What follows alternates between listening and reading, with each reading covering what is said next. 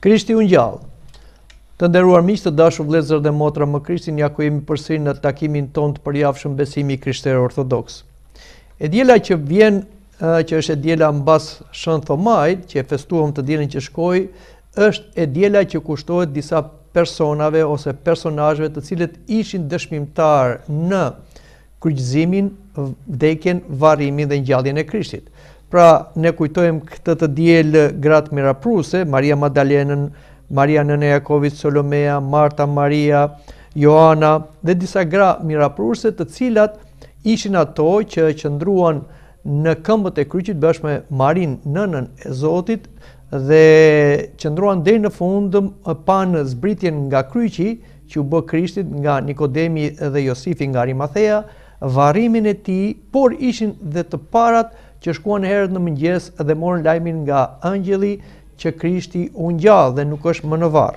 Pra, ne këtë të diel kujtojmë gratë mirapruse dhe kjo diel quhet e diela e grave mirapruse dhe është një nga të dielat e veçanta që përsëri na fut në atmosferën e Pashkës dhe na i bën më aktuale ngjalljen e Krishtit, sepse kemi dëshmimtar okular që panë kryqëzimin, vdekjen, siç tham, dhe ngjalljen e Krishtit, jo vetëm gratë mirapruse, por dhe Nikodemi dhe Josifi nga Arimathea.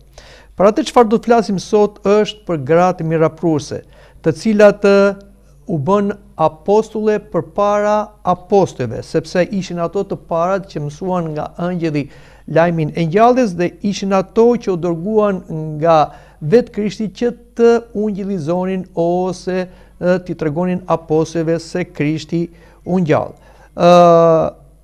Etrit e kishës son te gratë mirapruse shikojnë ikonën e shpirtit besnik.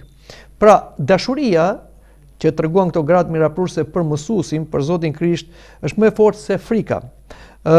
Zoti te gratë mirapruse zbulon misterin e zemrave të përulura. Atë që bota e quan dobësi, pra që para Krishtit gratë ishin në një nivel të ulët, madje ato nuk pranoheshin as për dëshmimtare, Zoti i tregon se ato kanë një zemër të fortë, të dashur, të guximshme, madje ju jep një detyrë që nuk ja dha as burrave që u treguan frikacak, që ato të parat të mësonin lajmin e ngjalljes së Krishtit dhe të ishin të parat që lajmëruan burrat që Krishti u ngjall. Prandaj Shën Grigori i Nisës thekson idenë se dashuria që përfaqësohet te gratë mirapruse që kërkon Krishtin edhe në errësirë gjithmonë përfundon duke parë dritën, pra dritën e ngjalljes. Pra, në këtë të diel që kisha jon na vendos përballë grave mirapruse përpara dashurisë, heroizmit të tyre, kisha kërkon të na thot mesazhin: mos e kërkoni Krishtin vetëm kur gjithçka është e qartë. Mos u largo kur duket një errësirë edhe shpirtërore, por edhe situata të vështira.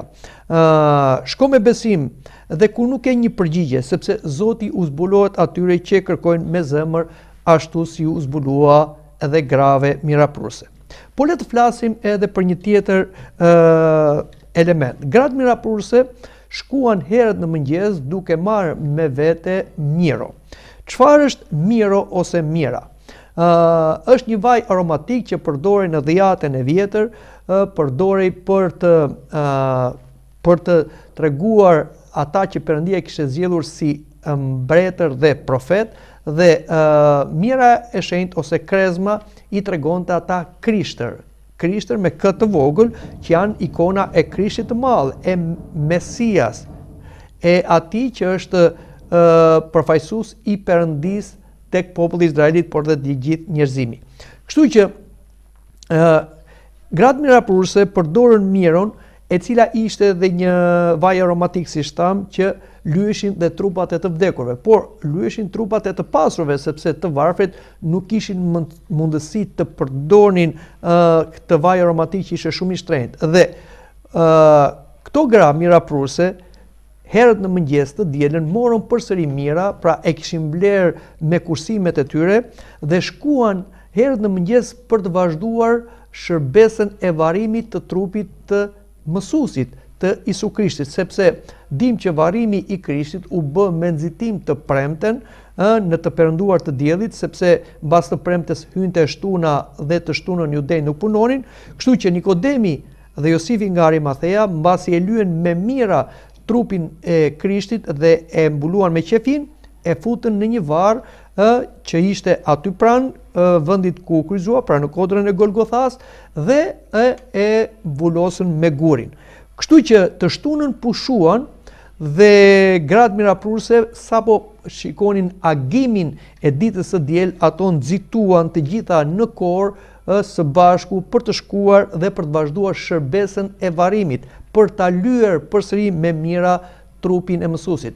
Mira përdorej edhe si një element kimik për mos ta lënë trupin që të dekompozojë. Kështu që këto gra miraprurse dëshironin në dashurinë e tyre pa u menduar thellë për t'i bërë shërbesën e varrimit mësuesit dhe për mos ta lënë trupin e tij që ai të prishej. Por ato nuk arrinin do të kuptonin çfarë kishte përgatitur Perëndia për to, çfarë ato do shikonin tek varri, i cili do ta shikonin bosh, dhe tek varri do shfaqeshin ëngjëjt që do t'i thonin pse e kërkoni të gjallin midis të vdekurve. Ai nuk është tu. Ai u ngjall, shkoni dhe lajmëroni nxënësit. Por këto vajra aromatik ose mira që kishin këto gratë miraprurse tregojnë dashurinë e tyre. Dashurinë e tyre që u prezantua me varrin bosh. Dhe varri është qendra e mrekullisë së ngjalljes së Krishtit, jo vetëm në atë kohë, por dhe në kohën e sotme, varri i Krishtit është bosh, dhe ai varr bosh tregon se personi ose trupi i personit që ishte varrosur atje nuk është më, pra është ngjallur, jo i vjedhur nga nxënësit, por është i gjallë. Kuptimi literal i varrit është vendi i vdekjes, vendi ku pritej fundi i historisë së Jesuit, por në atë vend filloi edhe, si themë, fillimi i jetës të ringjallur të Jesuit, pra i jetës së përjetshme të trupit të Jesuit, pra që është ngjallja e tij, që është edhe ngjallja e gjithë natyrës njerëzore dhe e gjithë botës që u krijua për njeriu.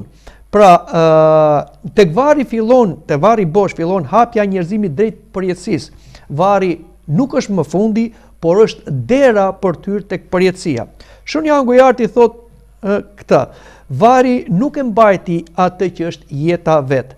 Prandaj varri bosh është boshësia e vdekjes përballë jetës së Krishtit. Dhe kështu që gratë vajten me miro herët në mëngjes. Siç na e thekson edhe ungjit që shkuan herët në mëngjes kur ishte ende, domethënë, në të aguar. Kuptimi literal ora herët në mëngjes tregon që sapo si thash kishte aguar dhe etrit e kishte shohin këtu një simbol shumë të fuqishëm. Errësira e botës përpara ngjalljes. Pra, errësira është gjithmonë simboli i vdekjes. Por fillon dhe agon dhe fillon shpresa, drita që lajmëron ngjalljen e Krishtit, siç ajo drita fizike, gratë miraprurse do shikonin dhe dritën shpirtërore. Pra, në varr ato do shikonin dritë, që është drita e Zotit, energjive të Zotit, dhe do shikonin dhe ëngjit plot dritë.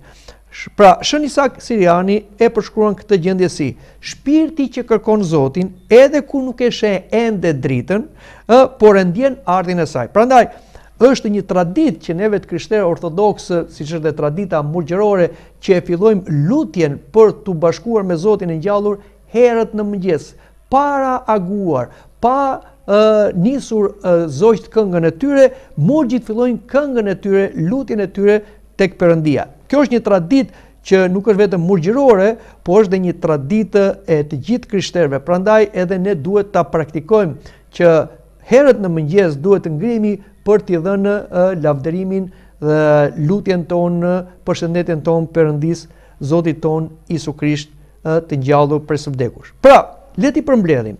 Mira është dashuria besnike që ende qanë po kërkon Krishtin. Varri bosh është vdekja e mposhtur dhe e zbrazur nga fuqia e jetës. Mëngjesi i hershëm, lindja e shpresës në errësirën e botës. Pra, ky është interpretimi që na bëjnë dhe etrit e kishës.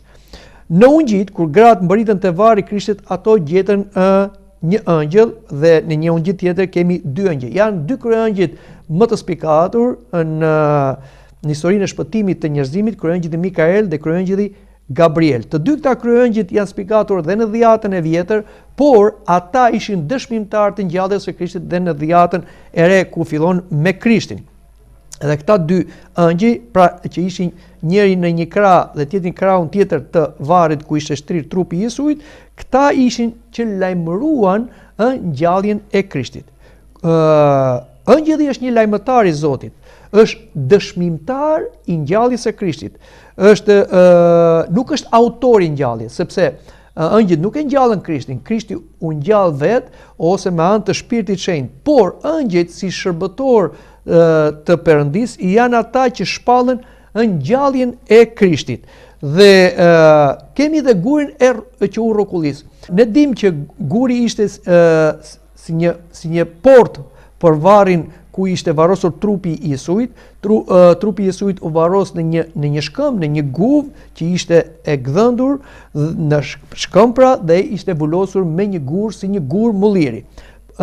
Ishte një gur shumë i rëndë që duheshin disa burra me leva për ta lëvizur, por kur erdhi ëngjëlli dhe zbriti nga qielli e lëvizi shumë lehtë.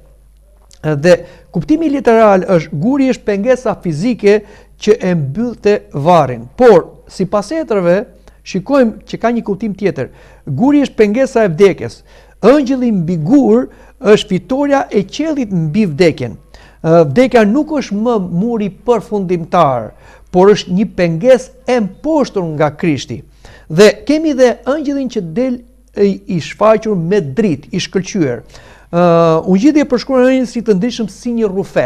Pra, nuk kemi në një fjalë për ta përshkruar çfarë drite se si shfaqeshin, sepse ajo është një dritë që është energjia e pakrijuar e Perëndis. Por drita e ëngjëve është drita që vjen nga bota qiellore dhe është drita e ngjalljes. Pra tregon se ngjallja nuk është thjesht një ngjarje toksore, por një realitet qiellor.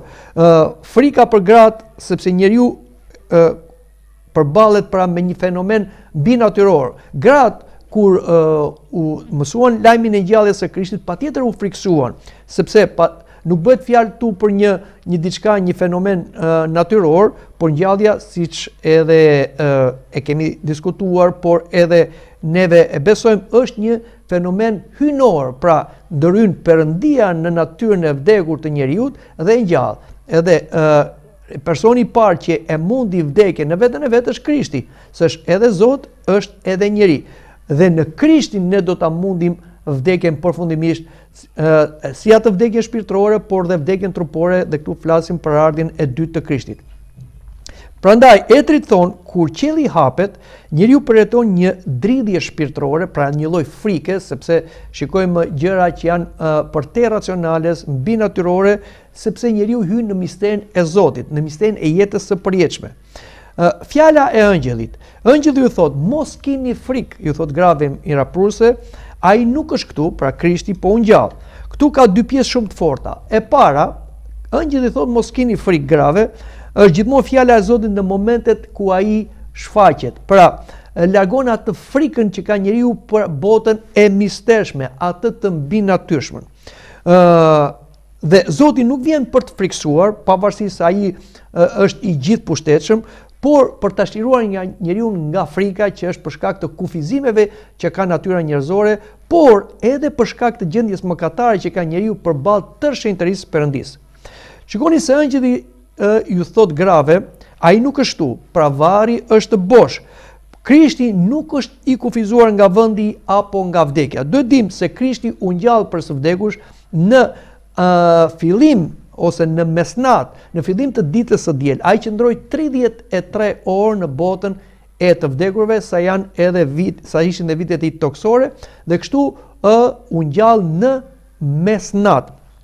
Por askush nuk e dinte që Krishti ishte ngjallur, sepse ai ishte ngjallur, kishte dalë nga varri pa e lëvizur gurin, sepse trupi i Krishtit të ngjallur nuk është më një trup fizik siç ai e kishte para se të ngjallej, por është një trup i shpirtërizuar ose i mbushur me energjitë e Perëndis. Pra është një trup që nuk ka më kufiza fizike, as nevoja fizike, pra ai trup është një trup i përjetshëm që është mbushur me energjitë e Perëndis, me fuqinë e Perëndis, me jetën e Perëndis. Kështu që është një trup i padukshëm, prandaj dhe ushtarët që ruanin varin nuk e pan ngjalljen e Krishtit. Por edhe kur erdhën gratë dhe zbritën ëngjëjt dhe lëvizën gurin, Krishti nuk ishte në var. Pra vari bosh na tregon që Krishti është ngjallur. Por ëngjëjt thanë që ai nuk është më këtu, që do të thënë Krishti nuk kufizohet më tani. Ai kaloi të gjitha kufizat që kishte trupi i tij që e natyrës njerëzore që e mori prej Virgjeshës Mari, ju bë si ne përveç mëkatit, dhe tani këtij trupi i dha atë perëndishmërim, pra e bëri të lavdëruar, të hynizuar. Pra duhet dim që Krishti tashmë me trupin e tij është i kudo ndodhur si perëndi njeri, prandaj nuk është thjesht i kufizuar në një vend. Kjo është arsyeja që ne kudo e gjejmë Krishtin, kudo takohemi me Krishtin, në misteret e kishës, siç është dhe misteri i kungatës hynore, ku Krishti nëpërmjet misterit më të madh që ka kisha, trupi dhe gjaku i tij, bëhet i prekshëm, bëhet i dukshëm në të gjithë botën, atje ku kryhet liturgjia hynore për përkujtim të vdekjes dhe të ngjalljes së Krishtit.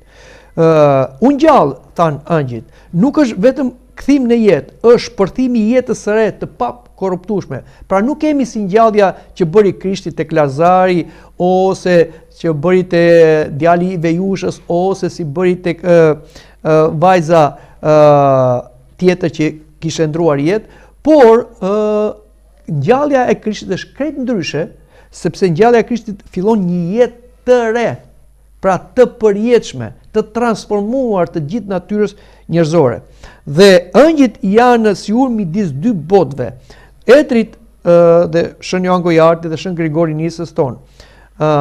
Lidhja midis qiellit dhe tokës, pra janë ëngjëjt që japin këtë mesazh dhe lajmtar të kalimit nga vdekja në jetë. Pra është zëri i ëngjëve që na lajmëron këtë proces që e përmbushi Krishti, që natyra njerëzore e cila u krijua me potencialin për të qenë e pavdekshme, por vdiq për shkak të mëkatit stogjyshor dhe mëkateve personale tona, si vdiq shpirtërisht, pastaj vdiq dhe fizikisht, dhe trupi dhe ishte dhe në shkoj, por Krishti e mori këtë natyrë njerëzore që ishte e plagosur prej mëkatit, dhe e mori në veten e vet, e restauroi, e shenjtëroi, e hynizoi dhe tani i dha dimensionin e jetës së përjetshme. Këtë lajmëruan ëngjëjt, sepse kjo është detyra e ëngjëjve që të lajmërojnë veprat e Perëndis. Mesazhi shpirtëror për sot është: ëngjëjt përsëri nga varri bosh na thonë, mos e kërkoni Krishtin në varret e së shkuarës, mos e mbyll shpresën në vendet e vdekjes shpirtërore. Frika nuk është fjala e fundit. Drita gjithmonë shpërthen edhe e mund errësirën. Dhe kemi edhe diçka tjetër që neve duhet ta sqarojmë. Shikoni që Zoti Krisht ju shfaq grave miraprurse, por në fillim ju shfaqë sipas traditës së kishës, edhe pse nuk e kemi në ungjit, ju shfaqë të shenjtët Virgjeshës Zonjës së Mari, sepse patjetër që ajo meritonte e para të merrte lajmin e ngjalljes së Krishtit, pra ishin ëngjëjt që lajmëruan atë të para që biri yt u ngjall, por tradita na thotë që vetë Zoti Krisht u shfaq asaj i ngjallur për të larguar gjithë hidhërimin që ajo pësoi poshtë kryqit, siç ishte edhe profecia e profetit Simeon që një shpatë do ta shpojë zemrën tënde, dhe hidhërimi i Virgjeshës Zonjës së Mari, nënës së Zotit poshtë kryqit, është një hidhërim që nuk mund matet nga një masë njerëzore, vetëm Perëndia e di, sepse ajo ishte që deshte Zoti më shumë nga gjithë krijesa, si qiellore dhe toksore, dhe dashuria e madhe ka dhe dhimbje të mëdha. Kështu që edhe asaj ju shfaq në fillim Krishti i ngjallur për të larguar hidhërimin që kishte lënë vdekja vullnetare e Krishtit në kryq, pastaj Krishti dërgon angjit që lajmërojnë gratë miraprurse, por dhe vetë Zoti Krisht takohet me gratë miraprurse. Dhe një ndër to, më të spikatur, është dhe Maria Magdalena, e cila takohet me Krishtin në varr. Dhe Maria Magdalena në fillim nuk e njeh Krishtin, siç na thuhet dhe tek Ungjilli sipas Johanit, por mendonte se ishte një kopshtar.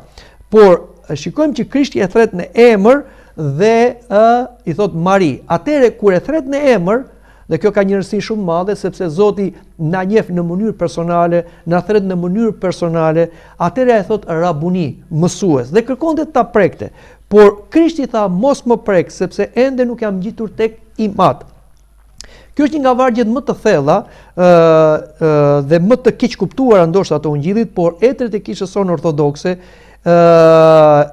e lexojnë jo si një refuzim që Krishti i bëri Maria Magdalenas, që mos më prek, s'ke punë më me mua, pra si mund themi që e abandonoi, por si një kalim i një marrëdhënie nga toksore në shpirtërore, në hynore. Nuk është ndalimi i prekjes fizike, sepse Krishti do t'i lejonte gratë e tjera që ta preknin këmbët e tij, por do ta lejonte dhe apostullin Thoman, pra mosbesues, që ta prekte trupin e Krishtit. Por te Maria Magdalena ai thotë të fjalë mos më prek. Etrit e kishës, siç thash, theksojnë nuk po largon Marin, por po e ngren një kuptim më të lartë marrëdhënien e asaj me Krishtin e ngjallur.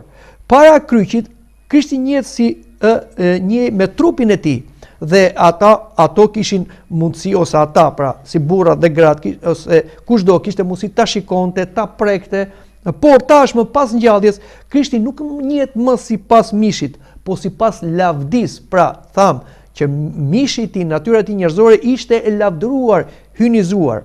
Çfarë thot shënjan gojarti dhe e shpjegon në thelb të gjë? Ajo kërkon ta mbajë si më përpara Krishtit, pra të ketë një marrëdhënie që kishte me Krishtin para se ai të ngjallej prej së vdekush. Por Krishti e çon në një marrëdhënie më të lartë, në një marrëdhënie mistike. Pra Maria në fillim reagon si njeri që do ta mbajë fizikisht Krishtin, por ngjallja e Krishtit ndryshon gjithçka. Më parë e ka pranë, tani e ka në zemër Krishtin. Pra Krishti mbretëron në zemër, siç ju tha Zoti Krisht apostujve. Mos e kërkoni mbretërinë e Perëndis në një vend të dukshëm aty ose këtu, do jetë në zemrat tuaja. Dhe tashmë Krishti i ngjallur, mbreti i qiellit dhe dheut, nuk është më i kufizuar, po si Perëndi njeri është kudo dhe mbretëron në zemrat e njerëzve, por dhe në misteret e kishës.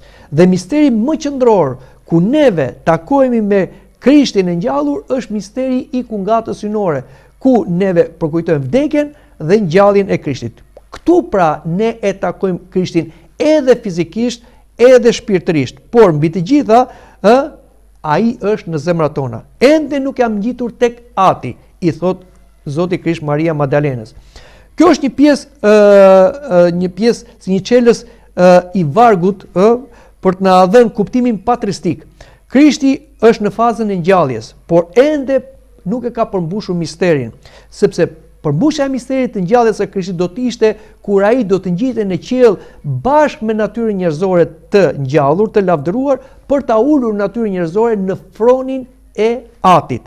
Atëherë do të përmbushej gjithë misioni i Zotit Jezu Krisht, sepse për të kishte ardhur ai që jo vetëm të shlyente mëkatet e natyrës njerëzore për shkak të mëkatit fillestarës të gjyqësor të Adamit dhe mëkatet gjithë njerëzimit, por t'i falte këto mëkate, duke shpaguar me gjakun e tij, ta shenjtëronte, ta transformonte, ta hynizonte natyrën njerëzore dhe ta perëndizonte.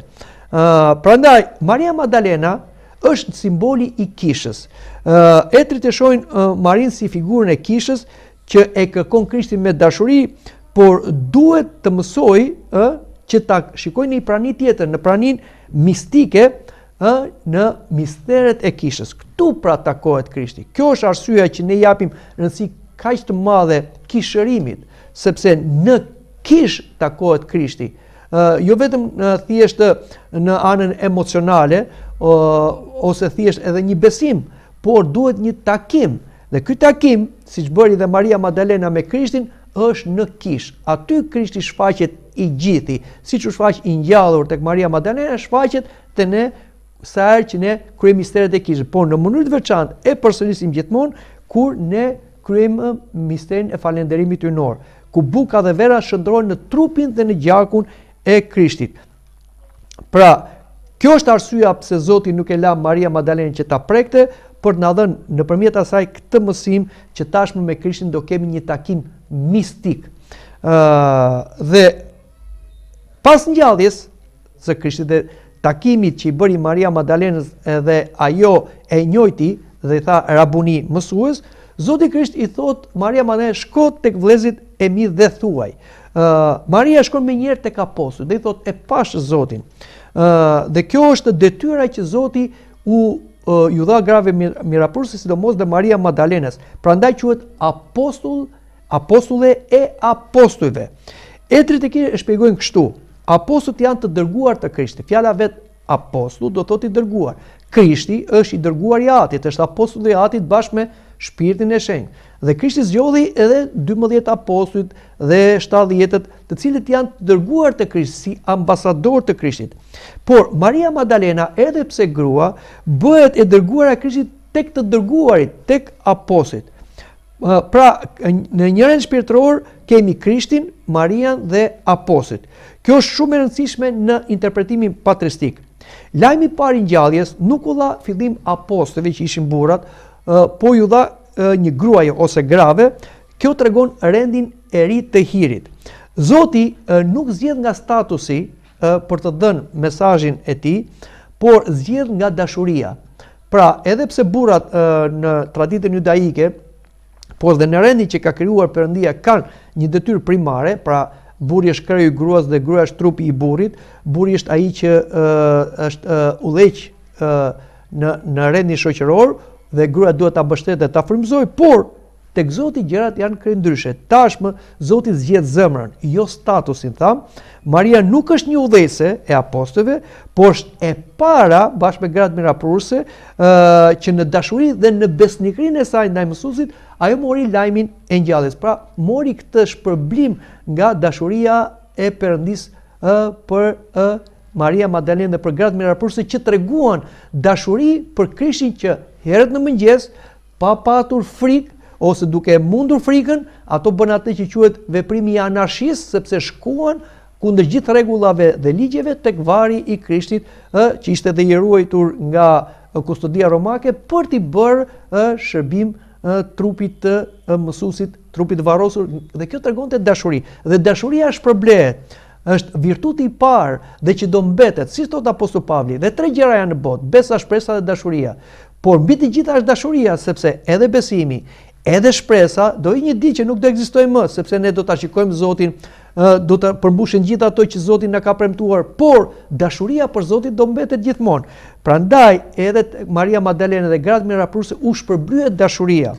Shën Grigori Nisës dhe tradita lindore theksojnë: ajo që Krishtin me dashuri të pastër bëhet e denjë për misterin më të mëdha, pra për të parë Krishtin e ngjallur. Dhe jo vetëm Maria Magdalena, po dhe gratë miraklose që janë të parat, pra që e pan Krishtin, rrokën këmbët e tij dhe shkuan dhe lajmëruan apostujt, duke u bërë pra apostulle të apostujve.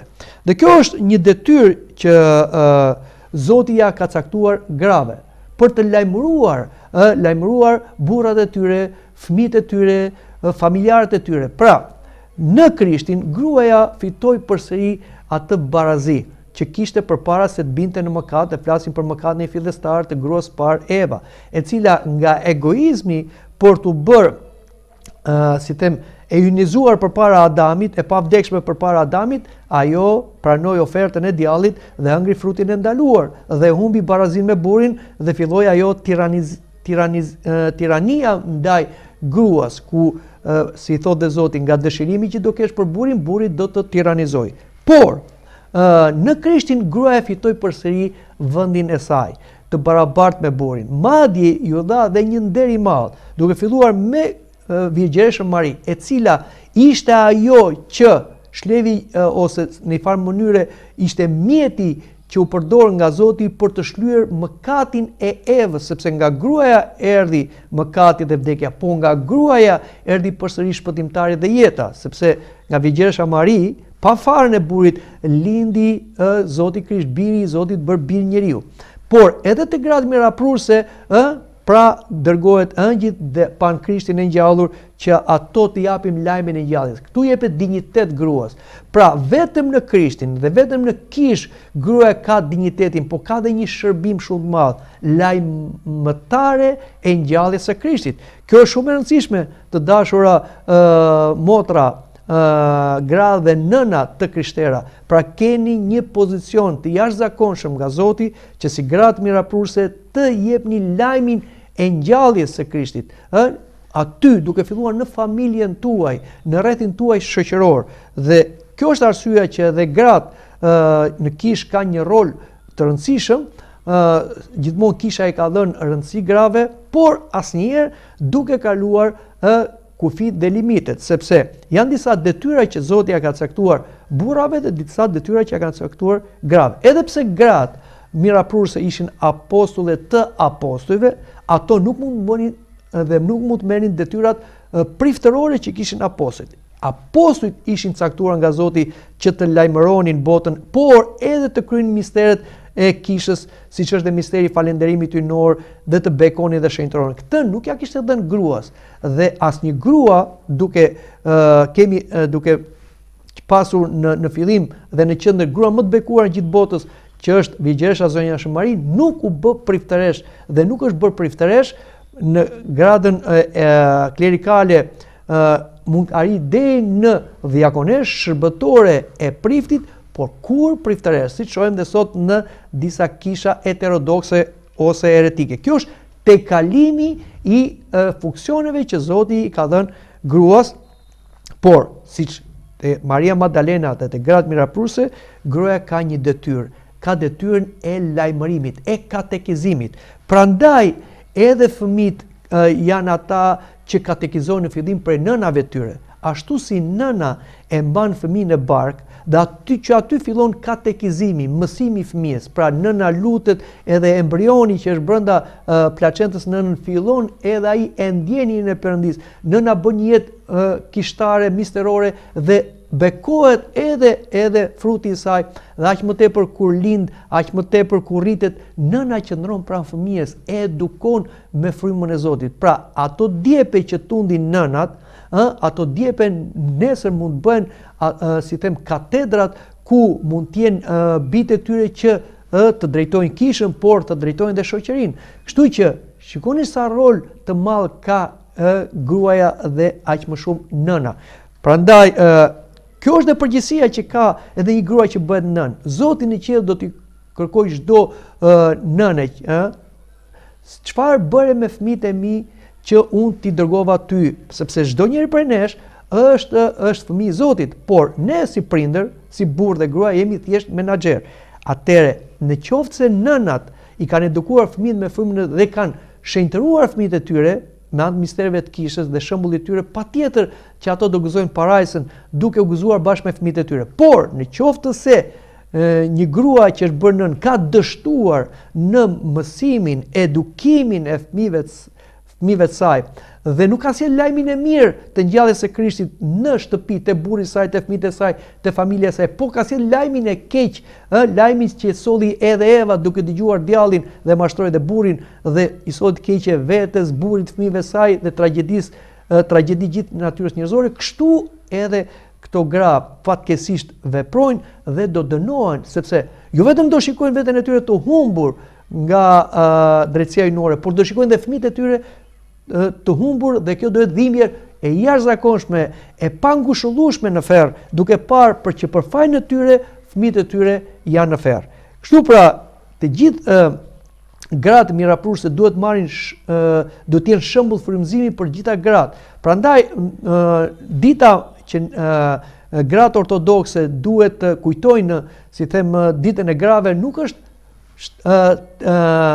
8 marsi, që është dita e gruas për disa gra të cilat u rebeluan në perëndim dhe kërkuan të drejtat e votës e tjera, pavarësisht se këto janë gjëra të mira, por nuk është thelbi. Një grua ortodokse e feston të qenë e saj si grua në ditën e 25 marsit, që është dita e gruas më të bekuar në gjithë botën. Ungjillizimi i Virgjinës Mari portet e gratë mirapruse, duke pasur ato si shembulle që ato të marrin lajmin e mirë të ngjalljes së Krishtit, ta jetojnë atë dhe ta përhapin atë në familjen e tyre. Kështu pra, të dashur të krishterë, dita e grave mirapruse është një ditë e veçantë, sepse, si thash edhe në fillim të bisedës, gratë mirapruse bashkë me Nikodimin dhe Josifin nga Arimathea, që ishin krerët, ishin të pasur, kishin pozit, janë dëshmimtar okular të vdekjes dhe të ngjalljes së Krishtit. Kështu që vdekja dhe ngjallja e Krishtit nuk është një legjend, nuk është një mit, po ka dëshmimtar. Dhe këta dëshmimtar nuk ishte një dhe dy, po ishin shumë, të cilët na dëshmuan se Krishti me vërtet u ngjall dhe ato e jetuan, ose dhe ata jetuan ngjalljen e Krishtit dhe dhanë dëshmim paskale gjatë gjithë jetës së tyre. Dhe përfundojmë këtë bisedë, që mund të jetë një bisedë shumë e gjatë, por ajsa na lejon edhe minutazhi, me atë dëshmim paskale që ka kisha ortodokse ose me simbolin paskal me vezën e kuqe. Veza e kuqe që përdorim ne të krishterë ortodoks është një traditë e kahershme e kishës që në shekullin e parë dhe lidhet me gratë mirapruse dhe në veçantë me Maria Magdalenën, e cila shkoi në Rom dhe shkoi dhe takoi Cezar Tiberin, duke i thënë që Krishtin që Pilati, guvernatori i Romës, e kryqëzoi u ngjall për së vdekush. Atëre Cezar Tiberi, i cili ishte skeptik, pagan dhe nuk mund ta pranonte ngjalljen e Krishtit, e ironizoi Maria Magdalenën dhe thash, kjo është e pamundur. Madje ai tha dhe këtë, sepse aty po kalonte edhe një shërbëtor që kishte një shport me vezë të bardha. Sa këto vezë të bardha mund të bëhen të kuqe, aq edhe Krishti u ngjall. Atëherë Maria Magdalena bëri shenjën e kryqit mbi vezë me besim dhe ndodhi mrekullia. Vezët u bën të kuqe. Atëherë Maria Magdalena mori këtë vezë të kuqe edhe e tha para Tiberit, Cezar Tiberit, këto fjalë: Tiber, Krishti u ngjall.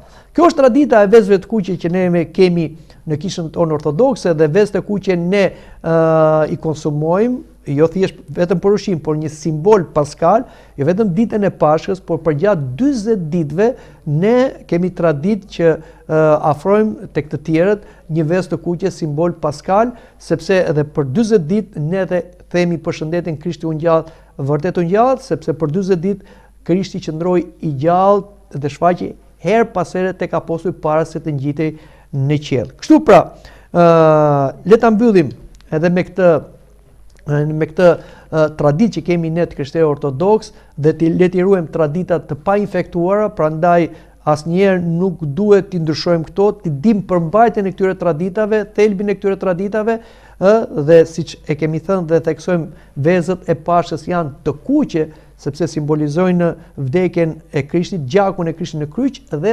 ngjalljen e Krishtit, dhe është një simbol paskal që, siç thash, na ka ardhur nga krishterimi i hershëm dhe në mënyrë të veçantë nga Maria Magdalena, që ishte e para midis grave mirapruse, të cilat ishin të parat që mësuan ngjalljen e Krishtit dhe të parat që u thanë apostujve dhe gjithë botës: Krishti u ngjall, vërtet u ngjall. Nuk na mbetet gjë tjetër veçse përsëri ta përshëndesim njëri tjetrin me përshëndetje paskale: Krishti u ngjall, vërtet u ngjall, dhe miru takofshim në takimin tjetër.